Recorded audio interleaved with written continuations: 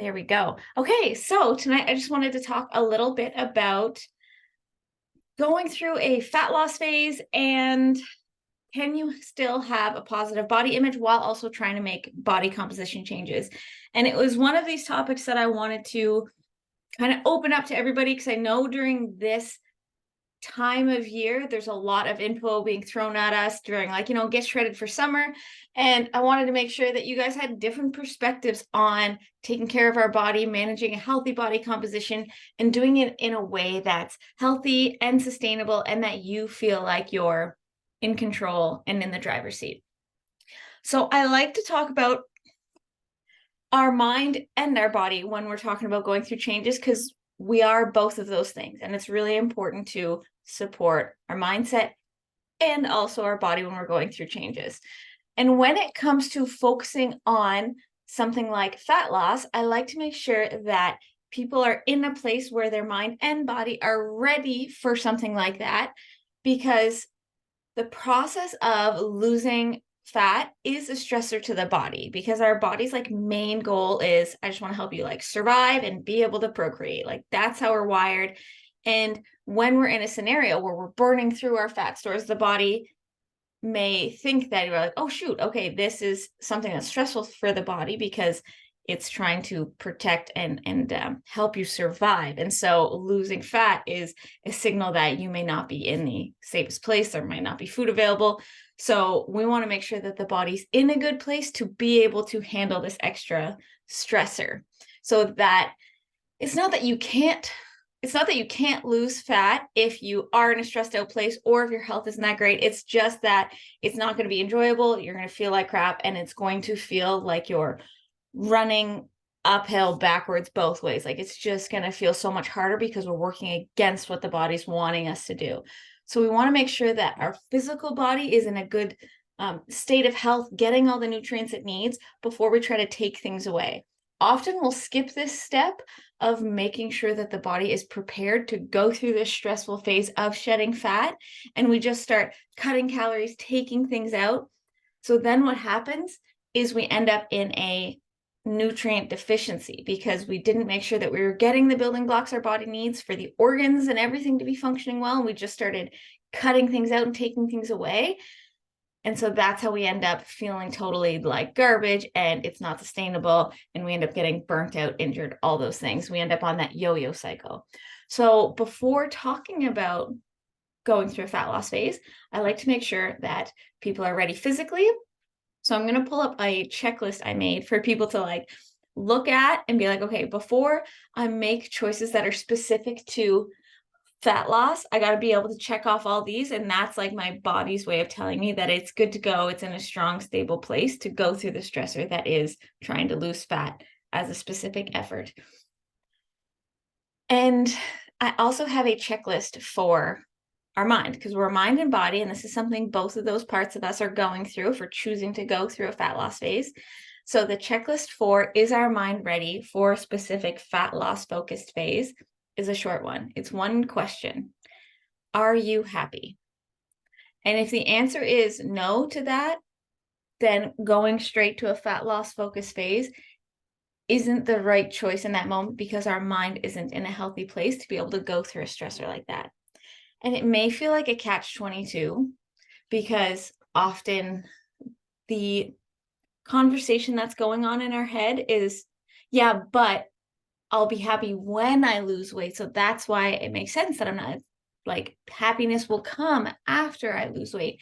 And I just want to use this space as a way to offer up a different perspective, because if that were true, maybe in the past you've tried that before and you've tried a lot of different diets or went through a yo-yo phase, you have some evidence that oh shit, okay, it's me using that as my solution to bringing happiness into my life. If it would have worked, it would have worked by now, and I wouldn't be in this place where I'm at now. So that's a really quick kind of filter to ask yourself, are you ready for a fat loss phase? Just ask that question, are you happy? And if the answer is no, then we want to reevaluate. And this can be tough because we think that going through a fat loss phase will bring us happiness, but the issue that comes up with that is our fear of not being where we want to be is just going to be replaced with the fear of losing the results once we get it, if that makes sense. If we don't cultivate like a gratitude and respect and appreciation for where we are right now and not putting our happiness on hold until there's a certain number on the scale, this unease that we feel in our body right now is just going to be replaced by the unease of the fear of losing the results. So then you're still not in a peaceful place in your life.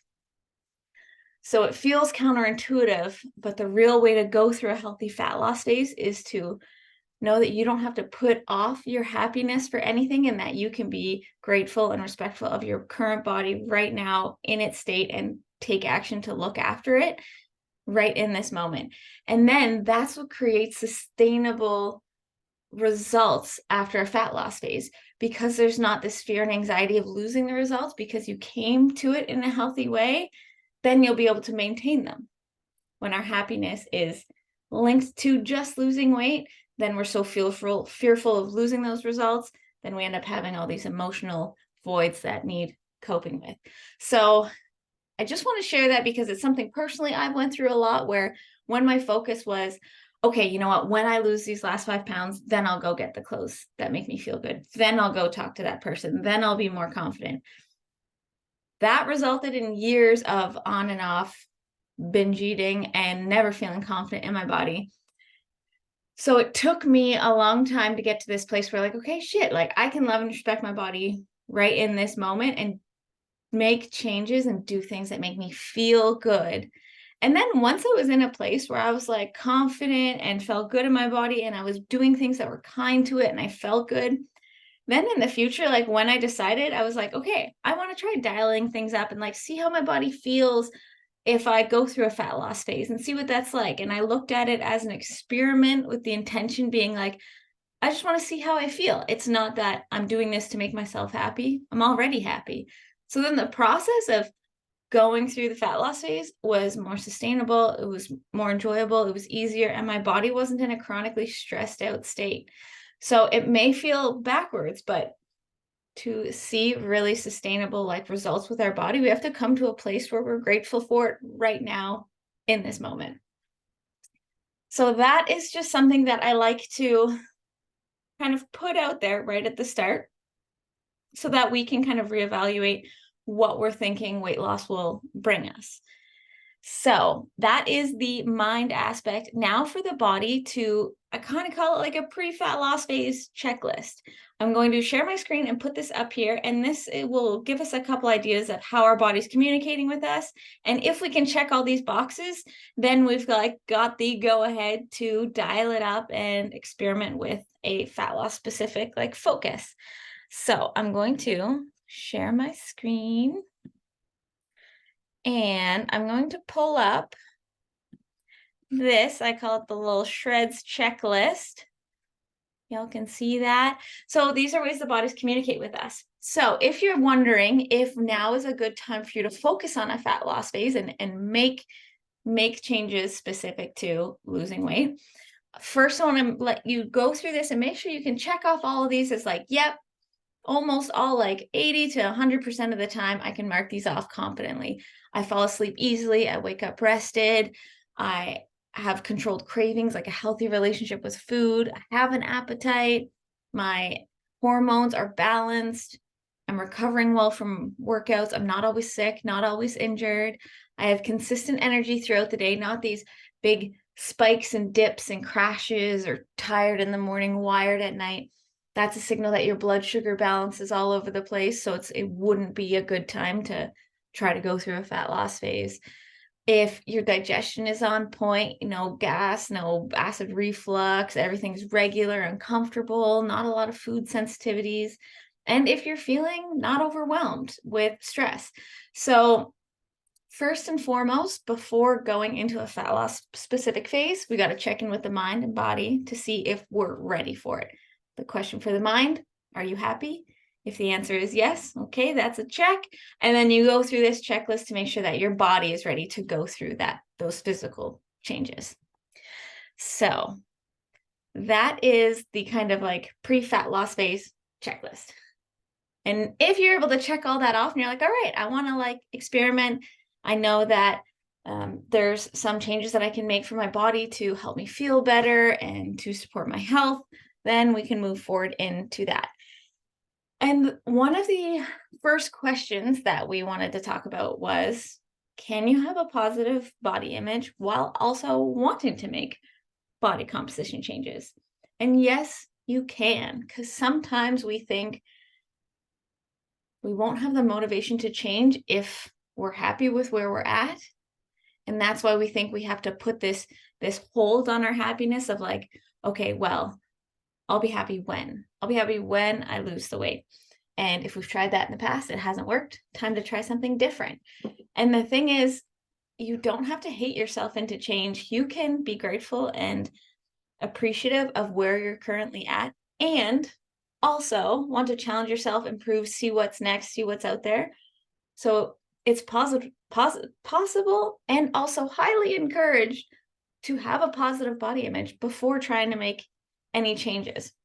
Sometimes I think we have this false belief that if we're compassionate with ourselves, that means we'll be complacent and we won't do the hard things necessary, like the uncomfortable things, put in the work to make those changes, make new habits. But that's just a false belief that our brain is telling us. Because imagine you had a loved one, a child, and they came home from school and they had a low mark on their report card. Because you love them so much, you're going to want to do what's best for them.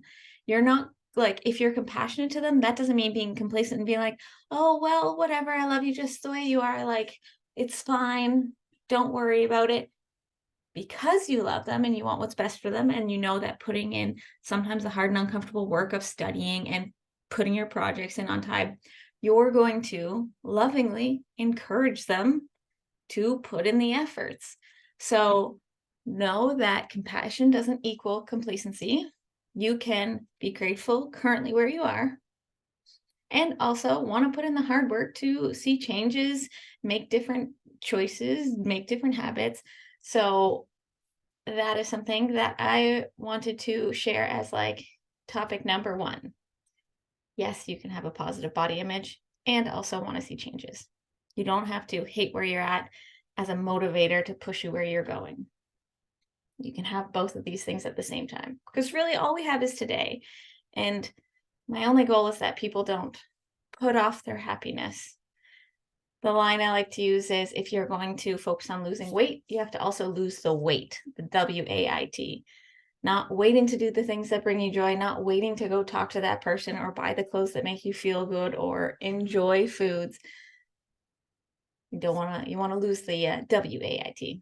Okay, so now if we've gone through those checklists, we have a positive body image, and we're doing this not because we think we have to, but because we want to. You're in the driver's seat of your own world. If it's something you choose, you think it'll be supportive of your health, or you just want to dial things up and experiment, see how your body feels when you make different choices, then let's talk about what is the process of fat loss. How does our body lose fat? So it really does come down to the physiology of calories in versus calories out. The thing that gets complex here, so many things impact calories in and calories out. So just as an example, I'm going to show you some things that impact the way that our body burns energy, our metabolism. Let me share this here. All right, so this, where'd it go? This is our metabolism. It's like an idea of how our body burns through energy and calories.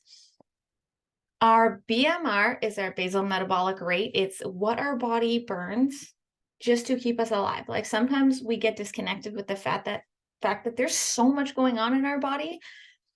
Like food is not just, you don't need to earn food. You don't need to burn every morsel that comes in. Like there's so much going on in your body. You need so much energy. All these organs are working 24/7 for you. So we got to make sure that they're getting the fuel and the building blocks that they need to function. So the biggest driver of your metabolism is your BMR. And what impacts your BMR, your body's, like if you were in a coma, it would burn this energy. So some things that can impact it is like age, gender, and genetics. Those we don't really have control over. The one in here that we do have control over is our lean muscle mass. Because muscle mass, it just takes more energy as a tissue to like be there. It burns through more calories. So one way that we can impact our metabolism, boost our metabolism, is to keep building lean muscle mass. Now, this takes time. It's the long game.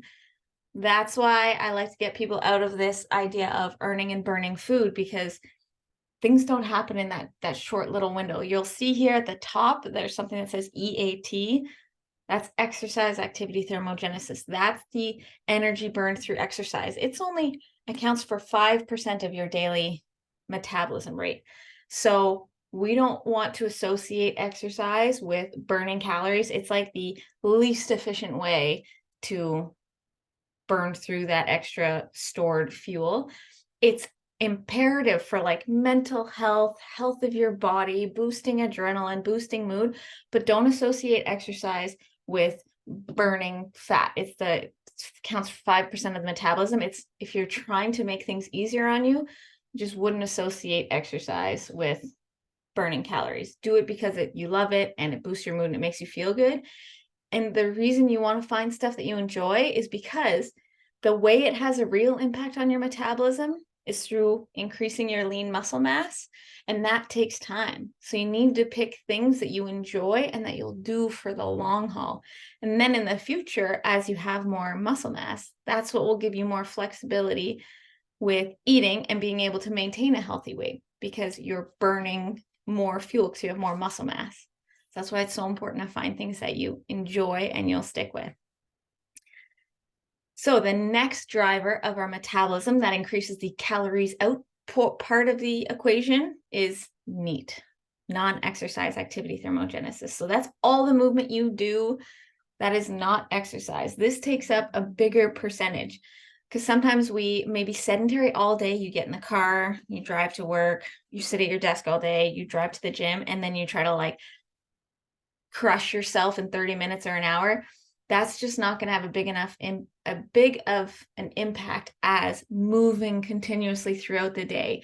Get up every 20 minutes, go for a walk, grab your coffee, go out at lunch, get some sunshine. If you're going to the bathroom, do some squats in there, do some push-ups against your desk. All the extra movement throughout the day is going to matter more. Because another thing that happens if we're focusing on doing a bunch of strenuous exercise in efforts to burn calories and lose weight is it increases our appetite. So then we also end up eating more. So then the calories in, calories out, it's harder to get into a deficit. So increased movement all throughout the day will have a bigger driver on your metabolism. Take the stairs, park far whenever you get groceries, all that jazz. And then the other thing that drives our metabolism is the thermic effect of food. So that is the amount of energy that's burned when you're eating things. So the way to make things easier when you're focusing on fat loss is to focus on things that require more energy on your body to burn down, like to burn. So that is things like whole foods, because they have fibers and fats and proteins, and it takes energy from the body to break it down and use it. Whenever we're eating mainly refined foods, there's no fiber, no water in there. It's already all broken down. So we don't use any energy and we absorb more of the calories. On a like analytical side, imagine it's like 100 calories of candy. Because it's already been digested, it's like you would absorb 100, you'd absorb like 98 of those calories, because it just boop goes into your system. If you were to consume 100 calories of like an apple, the process of chewing, breaking down the fibers, absorbing the waters, you end up at the end only absorbing 60%, like 60 of those 100 calories, if that makes sense. Your calories, that's where we can change our calories in. It's like on the outside, they're both 100 calories, but by the time they get into our body and are digested, one you're soaking up 98 calories and the other one you're soaking up 60 calories. So that's the way that we can make things easier. So Feel free to drop any questions in the chat if you need. Oh, I also wanted to show this picture,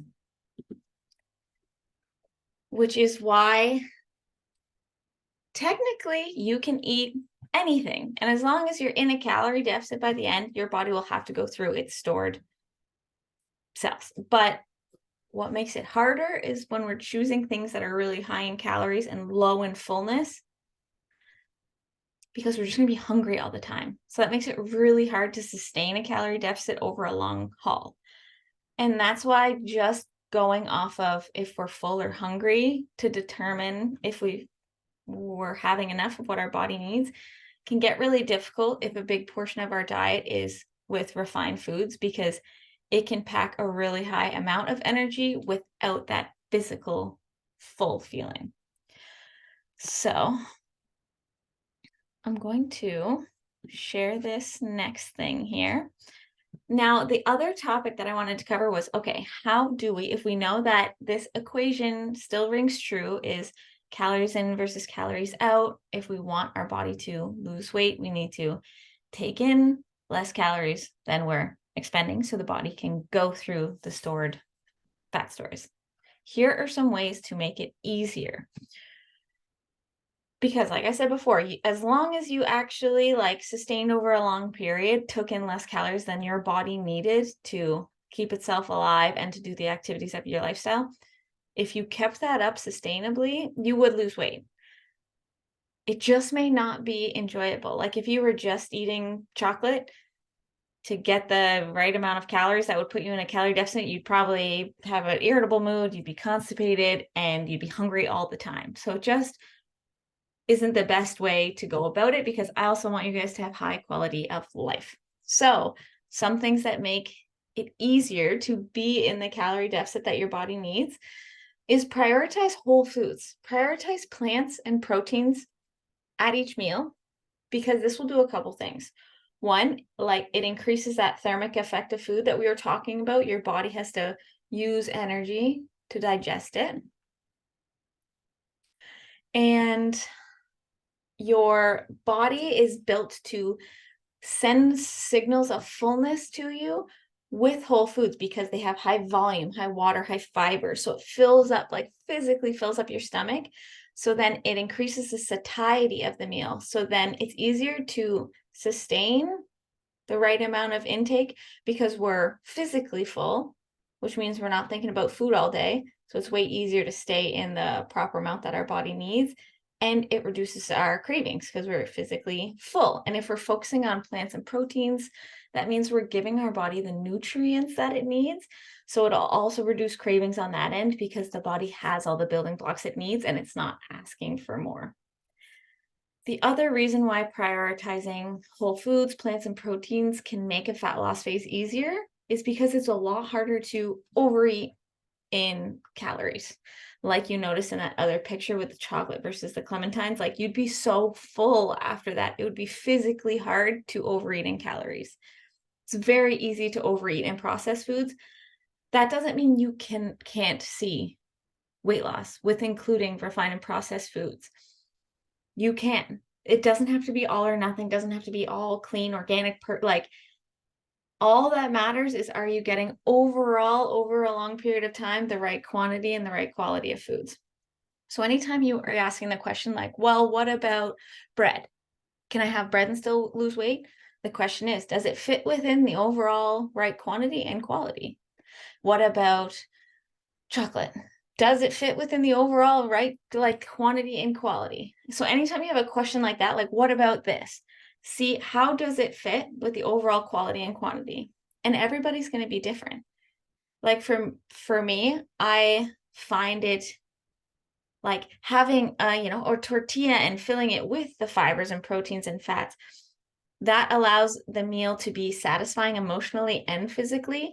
So then I'm not feeling unsatisfied and then craving all these different things at night. So having the bread, having the pasta, having the wrap, having the treat after dinner, that allows me to fall into the overall right quality and quantity because I'm not feeling unsatisfied and I'm not going into this little binge after that would throw me over with the calories. So that's one of the things that will make it easier. Prioritizing whole foods, plants, and proteins so your body's getting what it needs, you feel physically full, and you're not thinking about food all the time. The other thing that will make a fat loss phase easier is sleep. This we often forget, but that's when we burn through the most fuel. We're fasted, our body's working hard at recharging, repairing. That's when like most of the process of fat loss happens, is when we sleep. So if you notice, if you feel like we're doing like all the right things, but you're hit a plateau, nothing's budging, check your sleep. We need to have proper amount of sleep for the body to go through this process. It also decreases your cravings, which makes it easier to stay within a calorie deficit because you're not trying to fight through cravings all the time. If ever you've had a bad sleep and you notice that like you're craving sweets and starches all day the next day, it's because you're lacking in sleep and your brain is needing energy, and glucose is the fastest source of energy. So it'll send out strong cravings for sweets and starches, which are easy to overeat. So that doesn't bode well for trying to stay in a calorie deficit. So sleep, super important. Plus you'll have more energy, more clarity, which will make it easier to do the things that you need to do, like get out of the office, go for the walk, do some meal prep, do some groceries. That's a lot easier to do when you actually have energy. And then the third thing that makes a fat loss phase easier is finding out workouts you like. Like we mentioned, it's sustainability that matters most, because the biggest impact that workouts have for fat loss is not in the immediate. It's not for burning food. Our body needs food for fuel for all these other things. It's for building lean muscle mass, which takes time. So it needs to be workouts you like, because you need to be able to do it for a long period of time. So those are the three things that make it easier. Now, the thing that can make it harder is all in the mindset. If you feel restricted and that you're not, that you have to do this to either see happiness, or you have to do this to be worthy of anything, that's going to make it feel so much harder, because then it's not a choice that you are making intentionally. It's all about control. It's not, oh, I choose to not have that because I'm working towards this goal and I'm whatever. It's, oh, I can't have that, I shouldn't. And when we're using that kind of language, and when we're feeling like there's a lack, that it's out of our control and we're feeling restricted, that's when we rely on willpower. And willpower is a source of energy, and that will run out. And that's when that yo-yoing happens back and forth, when it's not a choice we're making, but we're making it about control. It's like if I were to ask you, would you go steal a car? You wouldn't have to use a bunch of willpower to say no to that, because it's a choice. You don't identify as a person that would do something like that. So you're not going back and forth in your head, like, should I steal a car? Maybe a little one. I don't know. There's no need to use willpower, because it's an intentional choice. Now, that doesn't mean that you never have to make tough choices and it never feels like it's going against the grain. There will be times, like food freedom means you can say yes to things. It also means you can say no to things. The difference here is that you're living in an abundance mindset versus a lack mentality. You're making these choices because you want to, not because you think you have to or you should. You're doing it because you want to. So those are kind of the biggest topics. I know we could go down a bunch of different rabbit holes, but I want to respect your time and yeah, just send out a little bit different perspectives when it comes to fat loss and that whole conversation and how to go about it. And I hope that gave a couple of things to pique your curiosity. But I also want to open the floor if any of you people here have some questions. And for anyone who's watching the recording after, you can just message me with your questions and I can go over it. But how are you guys feeling? So far, so good? Yeah? Awesome. Awesome, sweet. Thanks for hanging out. Thanks, Jackie. Cool. Well, I'll record this and it'll be there open for a replay if you want to go over it. But I just wanted to kind of, yeah, send out a little overview of some big topics, and then feel free to reach out to me to dive into things a little deeper. But I hope, yeah, that covered some stuff. So thank you guys for sharing your time. I appreciate that. And I'll have this posted shortly. I'll stop this.